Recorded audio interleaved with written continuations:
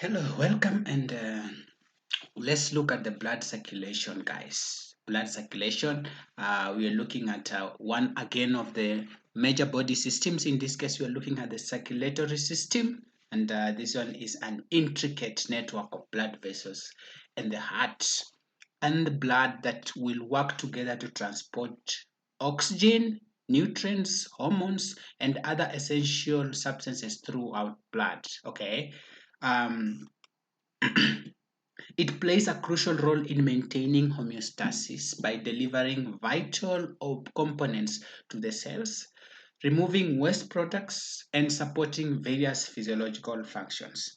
The circulatory system or the blood circulation is divided into two components, and those two components include the cardiovascular system and the lymphatic system. Lymphatic system normally collect the fluids and returns them back to the circulations, guys. Okay, so of course we know that blood will be moving from the arteries to the arterioles, capillaries to venules to veins, back to the heart. Again, is pumped by the arteries, arterioles, capillaries, venules, and the veins.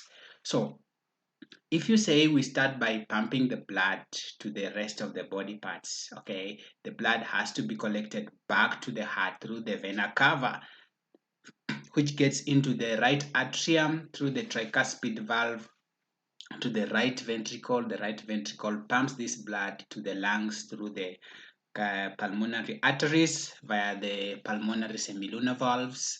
From the lungs, the blood is pumped back after oxygenation. The blood is pumped back to the heart through the over the pulmonary veins. Okay, and we have four. We have two on both sides of the lungs. So to the left atrium through the bicuspid valve or the mitral valve to the left ventricle. The left ventricle will pump blood to the rest of the body parts through the aorta, and this has to pass through the aortic semilunar valves. So, guys, that is how this intricate system normally operates. And when you talk about this cardiovascular system, it consists of the heart, which is a muscular organ that normally pumps and propels blood throughout the body. And this heart consists of chambers. We have two atria and two ventricles. So the atria are the upper chambers, the ventricles are the lower chambers, the one that are responsible for pumping blood. Blood vessels, we have majorly, generally three types. You have arteries, which do carry oxygenated blood most of the times. Veins, which transport deoxygenated blood, except pulmonary veins, the ones that will get the blood from the lungs back to the heart. Then have the capillaries, which are tiny blood vessels that facilitate exchange of oxygen, nutrients, waste products between blood and surrounding tissues. So apart from the heart, blood vessels as components of the cardiovascular system, we also have the blood, which is a specialized fluid. Remember, it's a connective tissue that normally circulates within the cardiovascular system. It consists of the blood cells, which are the red blood cells, the white blood cells, the platelets, and the liquid part, which is the plasma. Red blood cells do carry oxygen, while white blood cells contribute to the immune system. Platelets, on the other hand, they assist in blood clotting, while plasma normally carries carries nutrients, hormones, waste products, and also is involved in formation of immune antibodies, which is important for the immune system. So the circulatory system is divided, also further subdivided into pulmonary circulation, systemic circulation. So this pulmonary circulation, you find that deoxygenated blood from the body will return to the atrium, and this one will pump blood to the lungs for oxygenation. Okay, so this is the part of it to the for oxygenation, and once it has been oxygenated, it's brought back to the heart. Then now we have now the systemic circulation, where now this where oxygenated blood with oxygen, in this figure it's indicated as red, yeah, it is now pumped to the rest of the body parts, okay, by the aid of the aorta. All right. And okay, guys, so we have the lymphatic system, which works in conjunction with the cardiovascular system just to maintain the fluid balance and supports immune system. Remember, it will collect any fluid that comes out of the blood vessels back to the heart. Okay, correct, guys. So when we are pumping blood out of the heart, guys, the heart has to supply itself first before the other parts of the body can get the blood. So we normally say the heart is the most selfish organ. Okay, sometimes it's good for you because if the heart pumps or it's able to supply its muscles with the blood, then it will be able to pump blood to the rest of the body parts. But if not, then the whole body system will suffer. So it's justified for the heart to be selfish, guys. And so we in the heart we have this coronary circulation. So blood circulation to the heart chambers is called coronary circulation, and it's through the coronary vessels. So we have two arteries. We have right coronary artery and left coronary artery. Remember that these both arteries do arise from the root of the ascending aorta. So the ascending aorta are the best, guys. The heart has to supply blood to itself first, so that's why we have here. You can be able to see here from the base, from the ascending aorta. Then at the base we have now this left main coronary artery, okay, and the right coronary artery, okay, right coronary artery and left coronary artery. Okay, you can be able to see how they are dividing. In fact, allow me to use this slide to just give you the branches of these two coronary arteries and how they do supply. So the first one, we have the left coronary artery, abbreviated as LCA, and this one will be giving into several branches. We have left anterior descending branch, which supplies the anterior wall of the left ventricle and the interventricular septum. We also have some circumflex branch, which supplies the left atrium and left and posterior walls of the left ventricle. Looking at the right coronary artery consists of the right marginal branch, which supplies the lateral aspect of the right atrium and ventricle, and the posterior descending artery, abbreviated as PDA, which or the posterior interventricular artery, which supplies the posterior walls of both ventricles. So we have those branches. And guys, so when we want the venous drainage, they will drain into the coronary cardiac veins, which drain into the coronary sinuses that takes this blood back to the right atrium, and from the right atrium it can with the aid of pulmonary circulation, we can have this blood back to the lungs for oxygenation before it comes back to the heart, again supplied back to the heart muscles, guys. From there we have the ascending aorta, guys. So the ascending aorta, you can be able to see it. Okay, it sits at the top of the left ventricle on the left side of our heart. It extends up and over the heart, and it's located in the chest, right behind the breastbone. Yeah, the sternum. The entire water looks like a bit like a cane. Okay, guys, the cane. Have you used a cane? Okay, we can be able to support the ones that use a cane, and that's what it tries to represent here. So the ascending aorta is the first, and it is the shortest part of the aorta. It moves in an upward direction until it becomes the aortic arc, okay, and which can be the cane's handle. So the aortic arc is the cane's handle. From the arc, the aorta moves downwards through the chest and abdomen. So you find that the aortic arc is about 5 to 8 centimeters long and is about 3 to 4 centimeters wide. But it is good to know that this aorta gradually narrows as it moves down through the chest. The entire aorta is divided into two parts. We have the thoracic aorta and abdominal aorta. So the ascending aorta, along with the aortic arc and the descending aorta make up the thoracic aorta.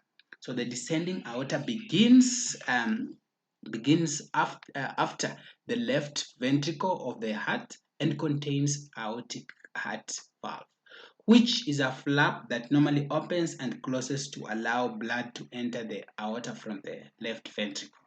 The ascending aorta ends right before the brachiocephalic artery. Remember, the brachiocephalic artery is the first branching of the arc, okay?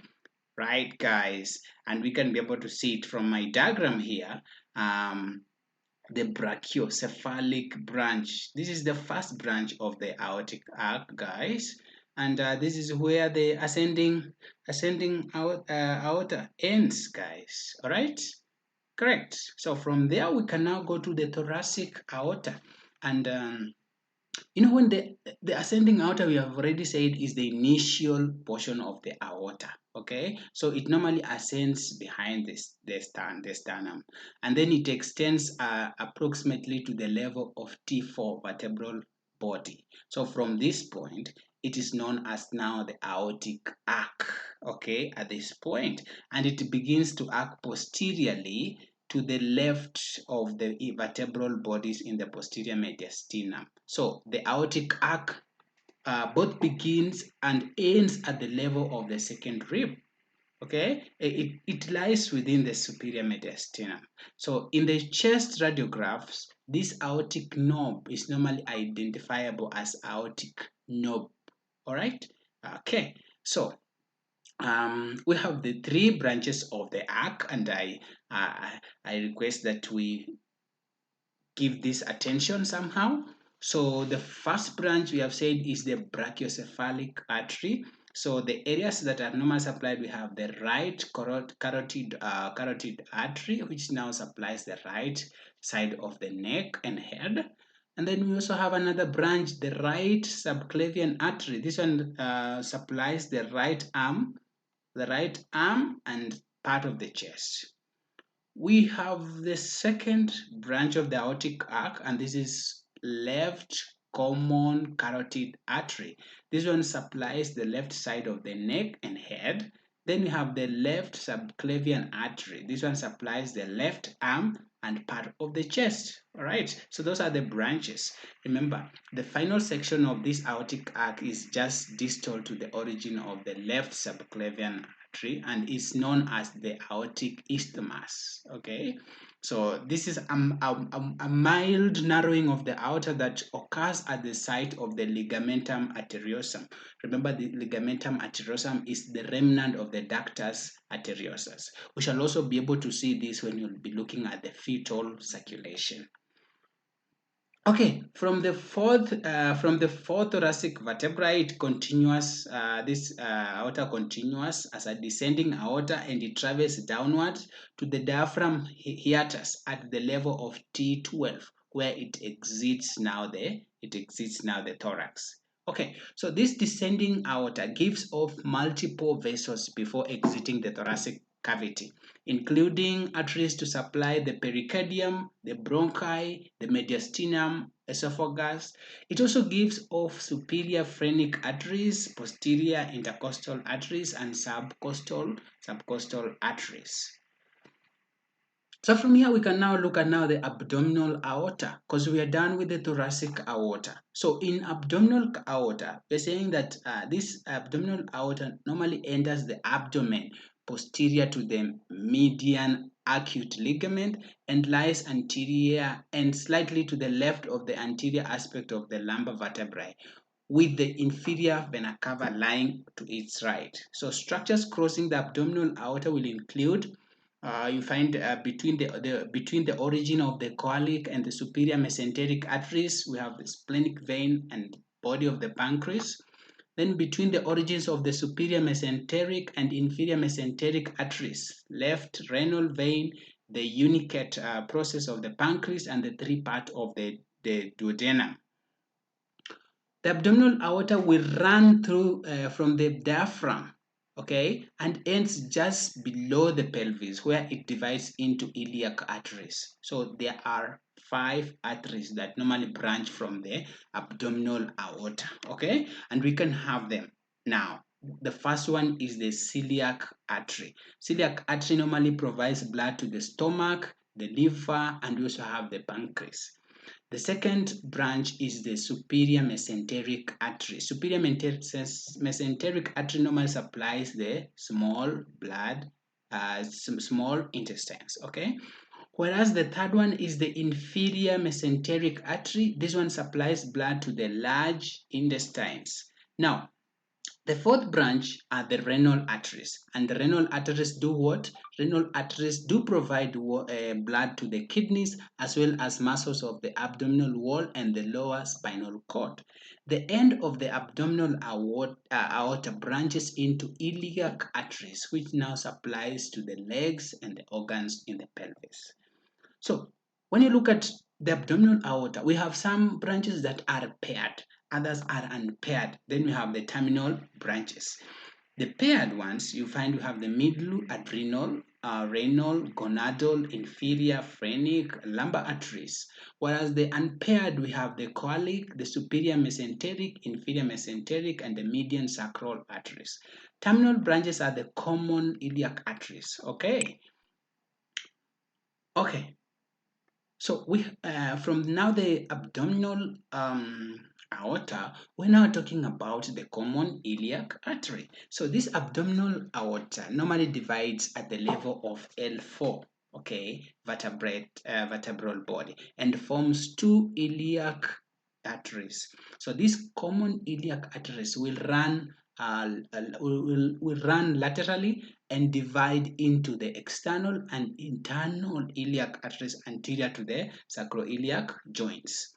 Now, so the internal iliac now will descend into the pelvis to supply the sphincters, reproductive organs, and the pelvic vessel.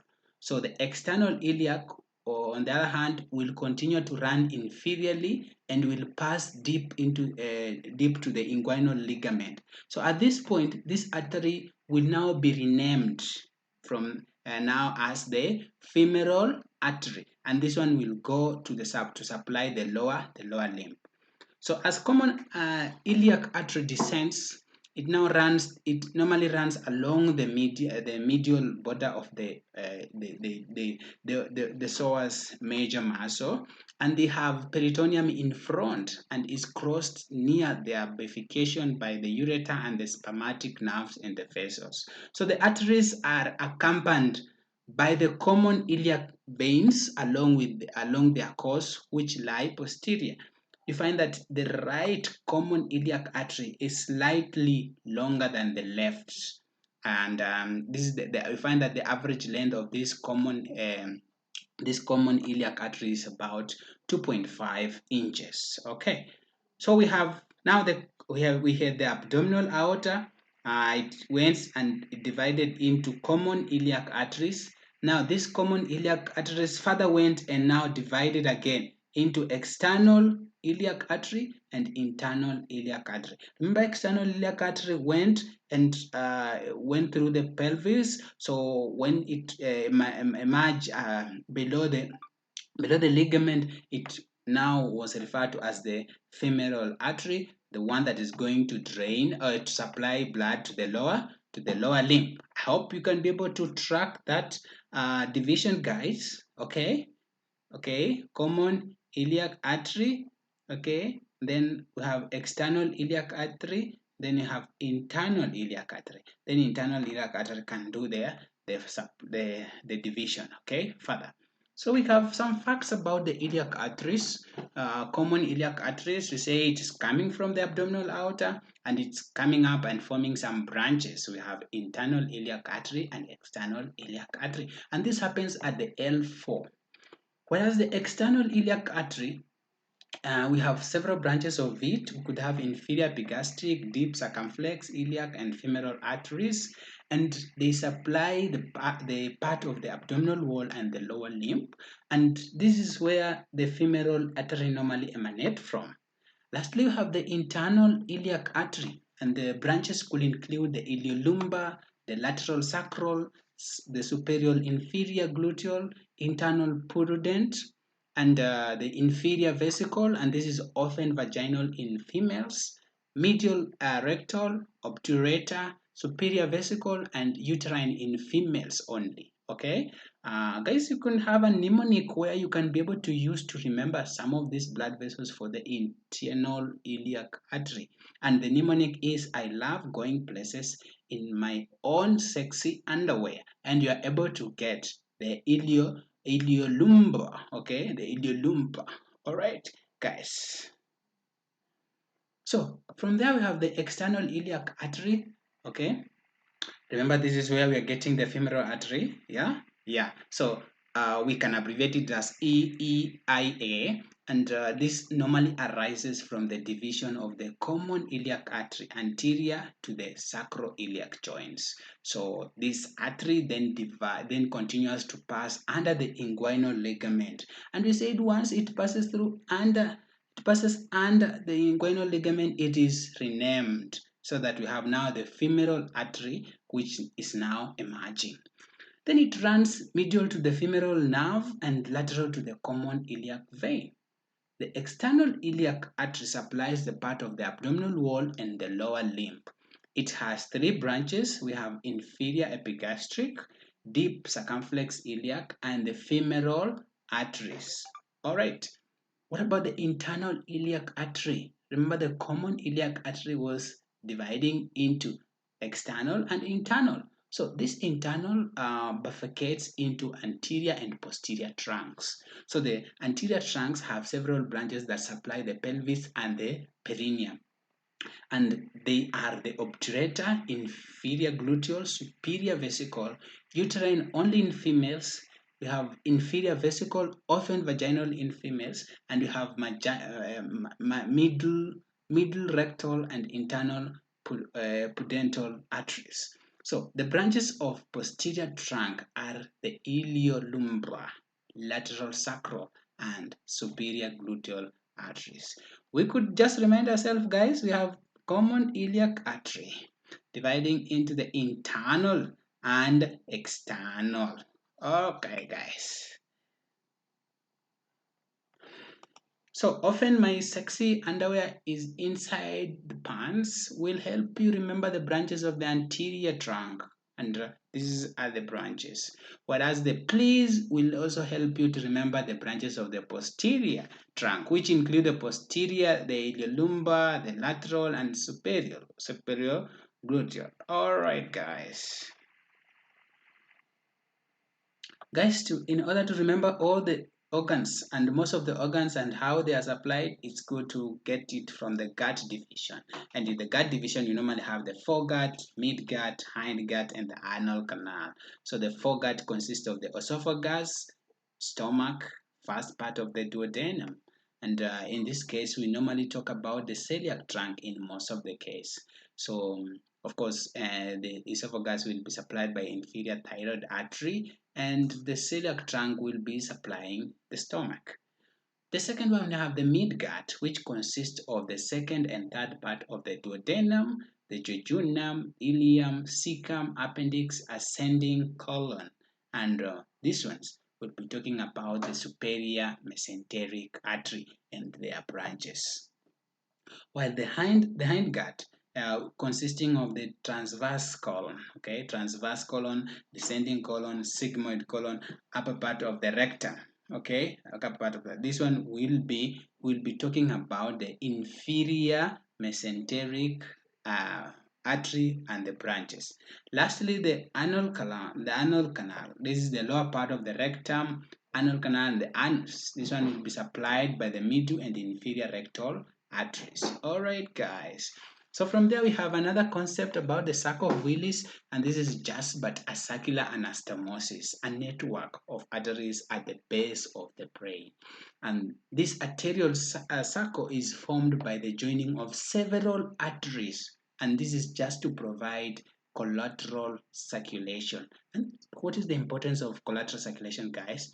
It ensures a continuous blood supply to the brain, even if one of the arteries is occluded. For example, in the case of stroke, we still have alternative blood circulation.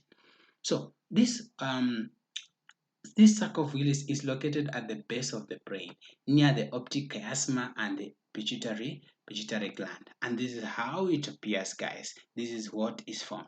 Maybe we could be looking at one by one. First one, we have the anterior cerebral artery, which is here, guys. And this one supplies to the frontal and the parietal lobes and the caudate and the putamen. You find that it's formed by the bifurcation of the internal carotid artery. So if you damage this one, the patient could have suffer from frontal lobe function deficits and also paralysis in the feet and the legs. So this is this anterior cerebral artery. Number two, we have the middle cerebral artery, and this is where it is, guys. Okay, and this one is formed by the largest pit in the internal carotid artery.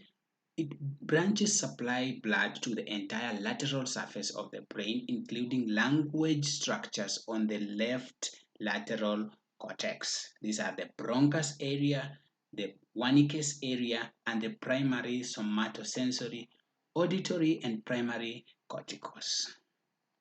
The third one, we have posterior cerebral artery. It's here, and this one is formed by the bifurcation of the basilar artery, and it supplies blood to the temporal and occipital lobes. So interruption of blood flow will cause visual field deficits. Remember, that is what is being controlled by the occiput lobe. Okay, and memory impairments and visual agnosias. Vertebral artery. Vertebral artery is here. So these two arteries merge at the level of the pons to form a basilar artery. So they merge. Okay, we have one, we have two. Then they form the basilar artery. Okay, let's look at the basilar artery then. This is the basilar artery, guys, that we are talking about. So the offshoots supplies blood regions to the pons, cerebella, and cerebellum, and the spinal cord. It's formed by two vertebral arteries merging. Okay, so the bifurcation into two posterior cerebral, it can bifurcate into two posterior cerebral arteries. All right. Okay, guys. Next, we have the internal carotid artery. Internal carotid artery is here, guys. And this one normally ascends and enters into the central nervous system tissue and provides blood supply to the cerebral cortex and other structures of the brain. It bifurcates to form the anterior cerebral. Okay, right, guys. So guys, lastly we have the circulation and how circulation happens, guys. And this is just a review of what we had started with. Normally we say that deoxygenated blood will enter the right atrium. So deoxygenated blood from the body returns to the right atrium through two major veins. We have superior vena cava from the upper part body and the inferior vena cava, okay, or the coronary sinus from the heart muscles. And then next we have the right atrium will contract, and when this one contracts, it will push blood through the tricuspid valve into the right ventricle. So the right ventricle again will contract and the tricuspid valve will close, okay, to prevent backflow. And then this contraction will force blood to go through the pulmonary valve into the pulmonary artery. So the pulmonary artery will carry this deoxygenated blood to the lungs where it will pick up oxygen and release carbon dioxide.